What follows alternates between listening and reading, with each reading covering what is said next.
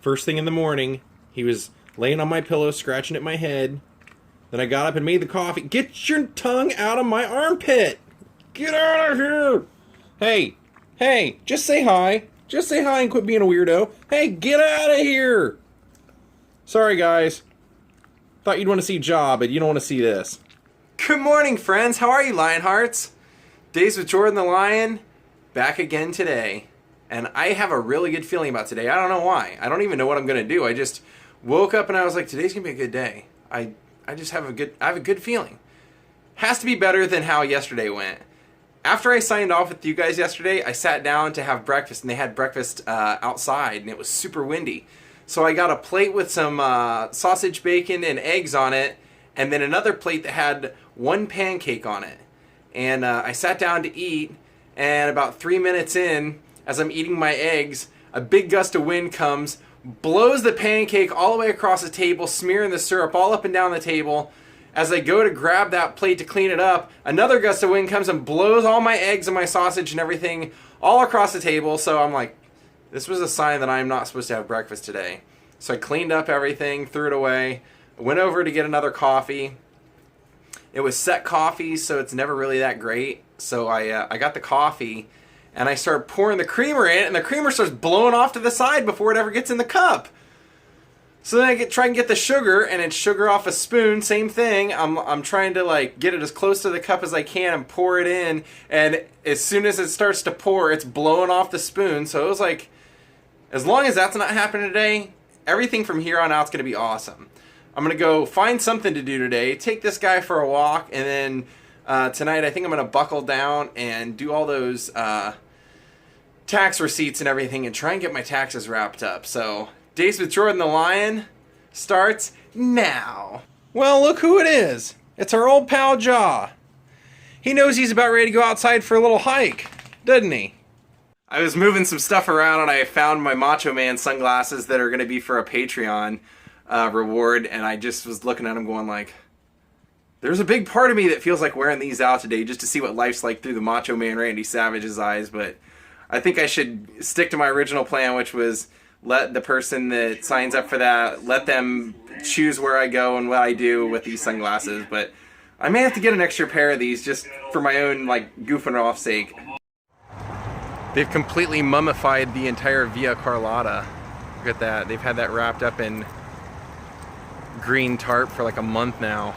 And I saw on the neighborhood Facebook, everybody was complaining because people that had lived there forever got forced out by the ownership so that they could redo all the insides and everything and charge more. Welcome to LA, folks. You can complain, but that's most of this city.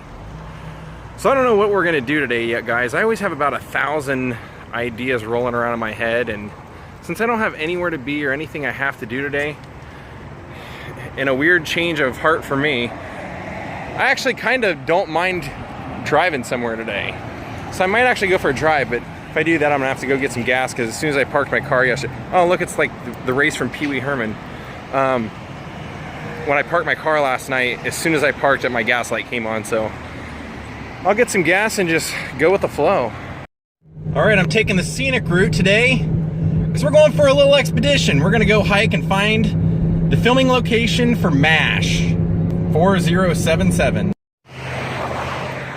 All right, we have made it. I parked about a half mile up the street because it's $12 parking and I need the walk. We are here inside Malibu Creek State Park, and where they had the backdrop of Korea for MASH. Now I know what you're thinking. You're thinking, what the hell are you wearing? Are you going to the rodeo? No, there's a good explanation for all this. On a whim, I decided to come do this. I went in the car to go get gas, and then I just decided to go do it. When I got out here, it was so freaking hot and so sunny, I was like, God, I really wish I would have brought a hat. And I popped open my trunk and I found this hat from when I did that Super Bowl party. So I put it on. And I forgot the green sunglasses, so I gotta wear the road pair. The good news is, whoever wins the eBay that has my road pair in them, you're gonna get this pair because I'm gonna keep using them until the eBay auction's done in a week. So there you go. That's the story behind this weird getup. This should be a lot of fun. Think of, this is the only road up to the location. So this is the road that they would have all had to been brought up to set. And it's pretty cool because, seeing as how they filmed one of the most popular television shows of all time out here, and at the point, the final show of MASH was the most watched show in history. I remember that from all the Trivial Pursuit games I played with my Aunt Debbie and my mom. And they've kind of embraced that history because they have quite a few things of MASH still out here. And they've hosted a handful of anniversary get-togethers for fans and former cast members. So this ought to be a lot of fun as long as I don't get lost. Beautiful country, huh? God's country, to quote Roman Craig from The Great Outdoors. And just so I wouldn't get lost, I did cheat a little bit. I popped in the visitor center and got a little map of the trail so I wouldn't get lost, because they have quite a few little turnoffs that you can get lost. God, this hat's ridiculous. I'm looking at it in the screen and I feel like Lloyd Christmas when Harry tells him, "This is all the money we have. Spend it wisely." And he comes back with like a paddle ball and a gigantic cowboy hat, and I feel ridiculous. But it's keeping the sun out of my face. This ought to be interesting because it's a 1.7 mile hike, and I could use it. That's actually a little confusing because the map says in 1.7 miles to get there. But then when you get to the site, it says 4.3 miles round trip. Huh? The math does not add up there. Okay, you see the path that I'm on. Now, at one point it split into two paths, and it basically goes around a mountain, but they meet up again. What I'm thinking this is, or how I'm thinking it was used, was I bet you one path was to come up and one path was for coming down, because these are ultra thin roads, and I believe that that's probably how they would have worked that out, especially with that many seasons. You know, I honestly can't believe they don't film more stuff right here at this little section of the creek, because it kind of looks prehistoric, doesn't it? You could just see some dinosaurs out there or something from Land of the Lost.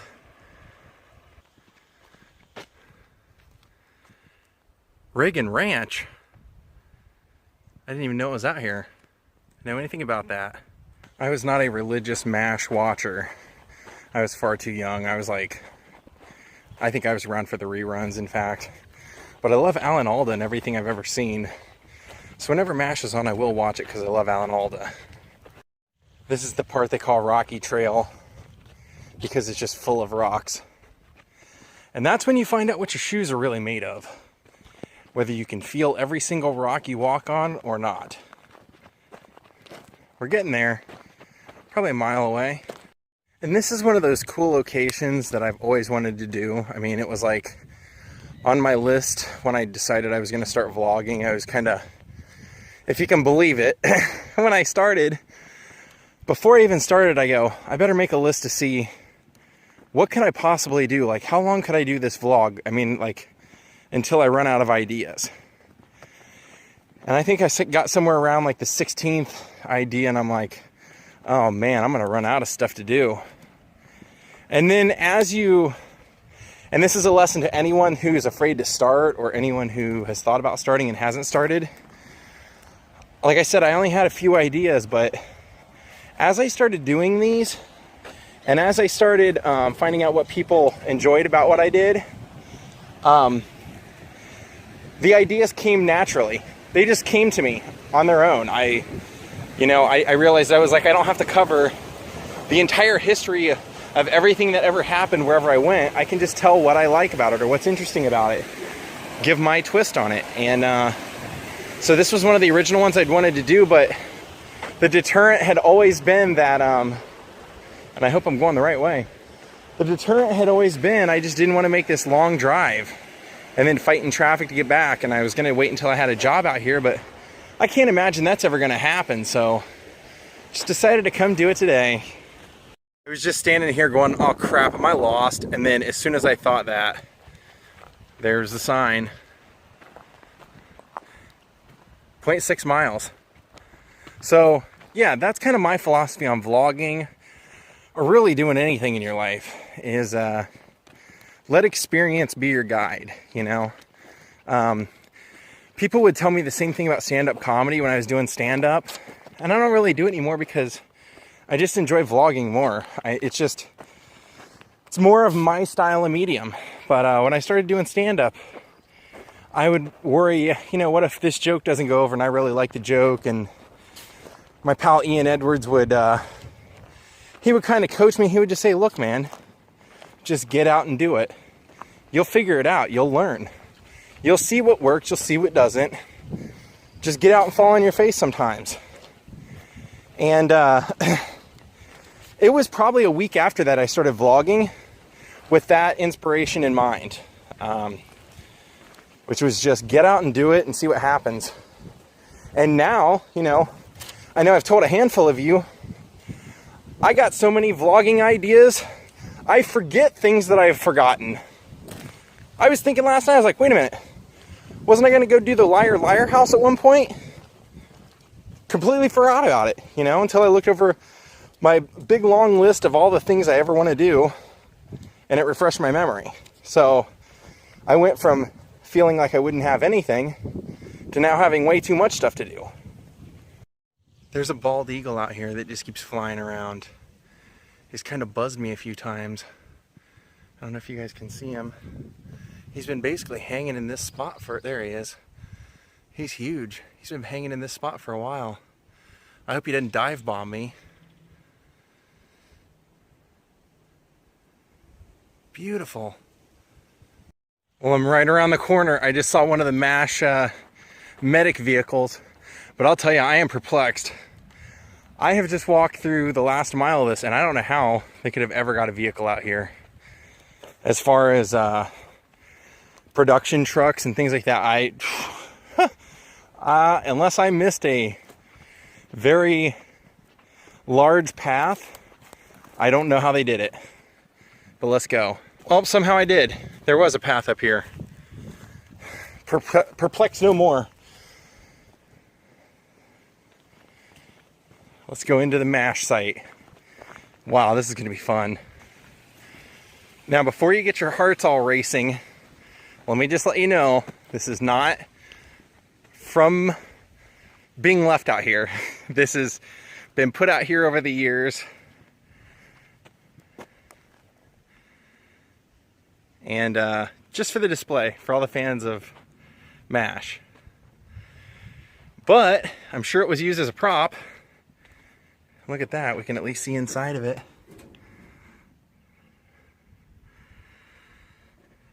Looks like somebody's a Blur fan, or maybe Blur was out here and they stole the steering wheel. Look, we went right through the windshield.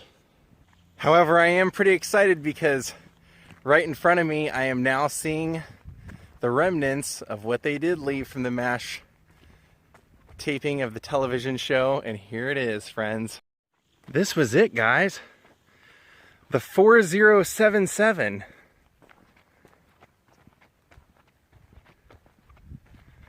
Look at that. Now, one thing that's pretty cool is they've done a little bit of the work for me. Is that they've got a few little placards out here kind of showing where everything was situated as far as when they filmed out here. So we're gonna go take a look at all those. This is not the original sign. Once again, this has been put out here just for the fans. But this was one of the originals. This one, I believe that one over there. And that one over there, geez, I mean, you can definitely remember seeing that type of vehicle constantly coming into the show. Radar, baby.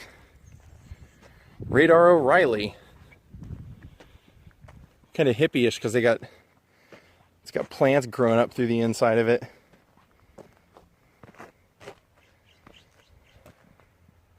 How cool is that?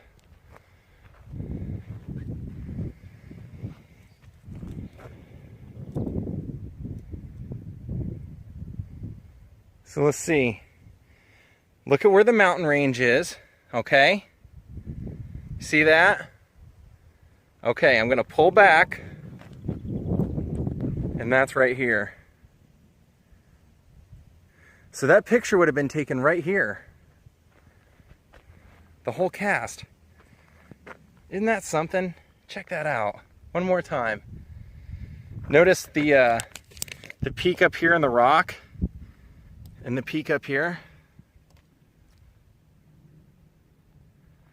So right about here is where the flagpole in the building would have been right there. Cool. And these are definitely not original benches. I guarantee you and promise you that. Now let's see what this sign was over here. I did not catch this one.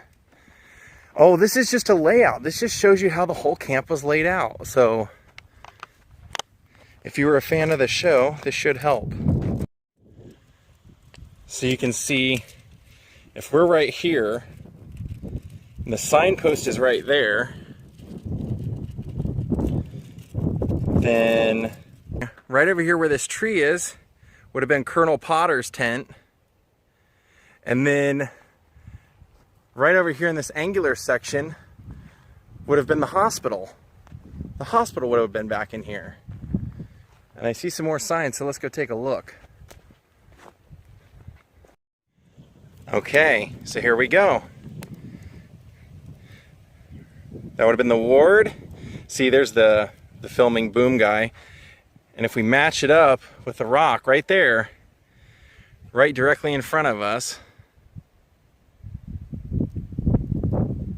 is where that would have been. And it says on the photo here that this photograph was taken right where you stand.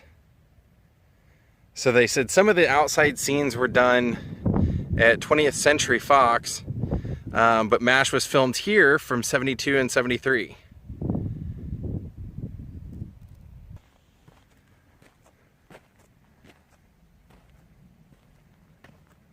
That's the same one we saw when we came in. So let's check this out. Now we got a picture of old Hawkeye. The distinctive rocks in the butte behind Hawkeye and Hot Lips is in this photo are easily spotted from this location. They sure are. Okay, so let's check out right here, and those would have been right there. Radar, Hawkeye, and Hot Lips. And you know, I know I've told you guys this before, but my acting teacher was the guy who casted this. And one of the things that he was kind of telling us about was that when he got this job as the casting director for this, a man who was his advisor told him to request, and I forget what it's called, but it was where his name was going to be placed in the credits. And my teacher, Sam Christensen, he said, I didn't even know what he was talking about, but he said, just ask for it. All they can do is say no. So he said, I didn't even know what he was telling me to ask for, but I went ahead and asked for it, and I was afraid I would just get fired from the job before I even got it for asking for whatever it was that he said. And when I asked for it, they said, okay, sure. What that was he was the very first casting director ever to be on the intro credits of a television show. So when you watched MASH, the very last name that came across the screen before the show started, after they ran all the people that were in the show, was Sam Christensen. And he was telling me how many guest stars that this show had, how he constantly was having young actors in and auditioning young actors for this. Because he said, you know, they were in the war, they would have had people coming and going, not coming and going, but you know what I mean. They would have had people dying. They would have, so they had all these. But he said one of the great stories was that he called in Ed Harris to audition numerous times over like the 10-year span. He said, you know, Ed always gave an amazing performance. Just sometimes they go in a different direction. And he said, I remember the very last time I called Ed in to audition for this, and he had been in here probably 5 times and didn't get the part. He said, I called him and said, because he said when they sent the notes, MASH sent the notes, they actually had put the character name was Ed Harris. They had seen him so many times and they liked him that they decided they wrote a special part for him, or they had a special episode in mind for him. So Sam said when he called Ed Harris to have him come in, Ed just like, no, I'm not coming in. There's no point. They never hire me. And he goes, look, Ed, they wrote the part for you. They want you specifically. And that's how he got the part. So this is pretty much what's left. Not a whole lot, but man, how cool is this? If you take this trail a little bit further, I think that's what takes you to the Reagan Ranch. I'm going to go up a little bit further in the trail just to see if there's anything else up there in case I missed it. But just for a recap, let's take a look at their map right here so we get a better... See the mess tent, that's where we were standing. Or, I mean, there's the camouflage net tent. That would have been Father Mulcahy, Hot Lips tent, and the nurses. So that would have been right there. And then the mess tent and the barber would have been just past it, where this vacant land is over here. Right on the other side of where this little trash area is. It's pretty cool. I mean, really makes me want to go back and watch MASH now that I know where Hot Lips tent was. And didn't Father just die? Didn't he just die within like a week or two ago? And just before we go, right here, this very front like kind of grassy section right in front of where all the trails kind of intersect, that was the Officers Club. If you remember seeing the Officers Club on the show, that's where it was. And then it looks like right here would have been the showers. And let's take one more picture, one more look right here, because right here, for those of you who watched all of the episodes, right here's where the swamp was. Would have been right here. And you can actually kind of see some of the posts and stuff left in the ground. It would have been right here. And then right behind it would have been the hospital, back here in front of the trees, and Colonel Potter right there. Well, there you go, friends. Daze with Jordan the Lion, all of his friends and viewers. One and the same, I guess. Here we are in MASH, in Korea, in the early 70s. Glad we could all come together for this. Well, I've walked a little bit down the road and I don't see any more MASH stuff, so I'm going to go ahead and turn around and go back. History is a beautiful thing, my friends. And I'm glad that I know I get a lot of emails from a lot of people saying they love watching these because they can't see this stuff in their everyday life, or they don't feel like they'll ever get to California, and even if they do, they could never see all the sights that I take you to. And that's one of the best parts about doing this vlog, is knowing that it's bigger than me and that it's for the greater good, and not to sound, you know, all holier than thou or anything, but it's just, I do enjoy, you know, even if it's a selfish thing, I do enjoy knowing that people in my family that probably will never come out here for this hike will get to see this through my eyes, and now people that I don't even know yet get to see this through my eyes. I might take a piece of rust. I might. On second thought, I'm not going to take any rust. I'm just going to take a rock from over here where the swamp would have been, just for the heck of it.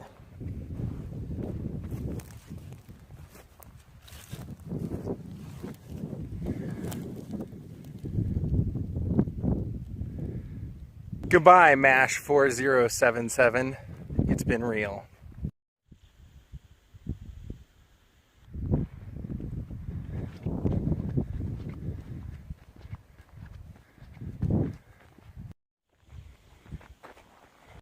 What's up with all the stacked rocks and all this crazy scarecrow looking stuff? Is this Blair Witch Project?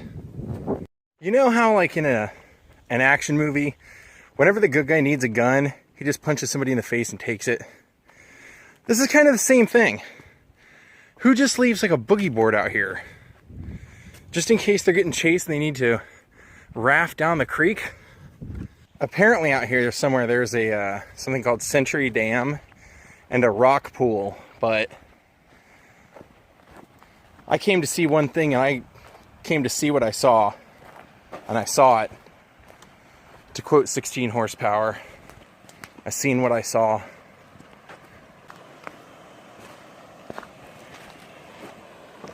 Up the plank.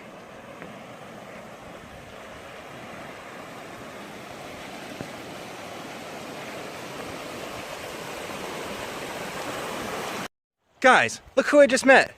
Out hiking. Xpac. What's up, man? Can you give the Wolfpac? Right on, man. Thanks, Xpac. Have a good one, brother. How crazy was that?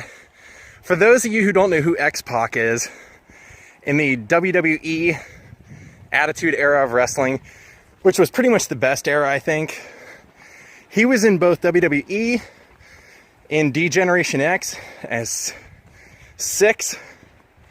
Then he became Six-Pac, and then he went to WCW and joined the NWO, was part of the Wolfpac, and became known as Xpac. I was walking by, hiking, and actually said hello from kind of a distance. And when I got right up to him, I'm like, that looks like Xpac.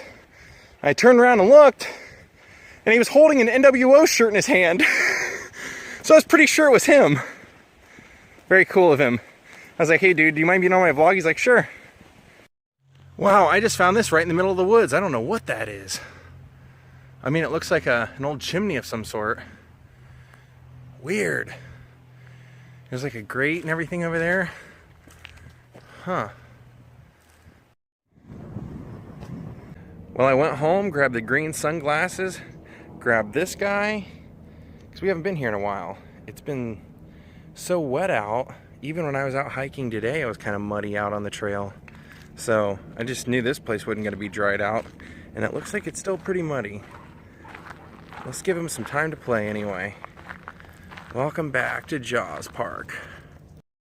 Wasn't that crazy that I ran into that wrestler out there on the trail in Malibu Creek? He actually said hi to me first. It wasn't till he started walking by and I was like, wait, that guy looked like Xpac 6.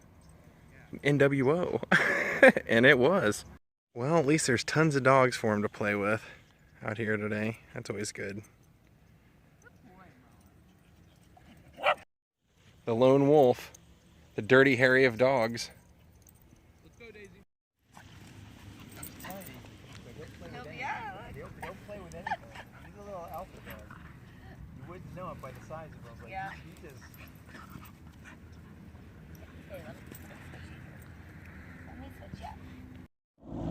That's weird. 2 helicopters right above the park. One right there, and one over here. It's so weird. I wonder what the deal is.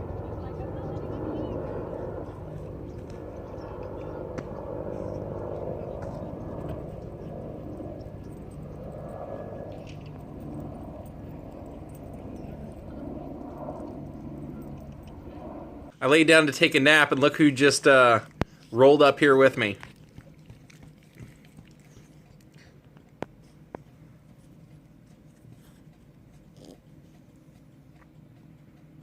You can't hide. Nope. Nope, you can't hide. You get no, Nope. You see yourself, don't you? Sorry, no privacy in this house, fool. Ah! Well, good night from LA.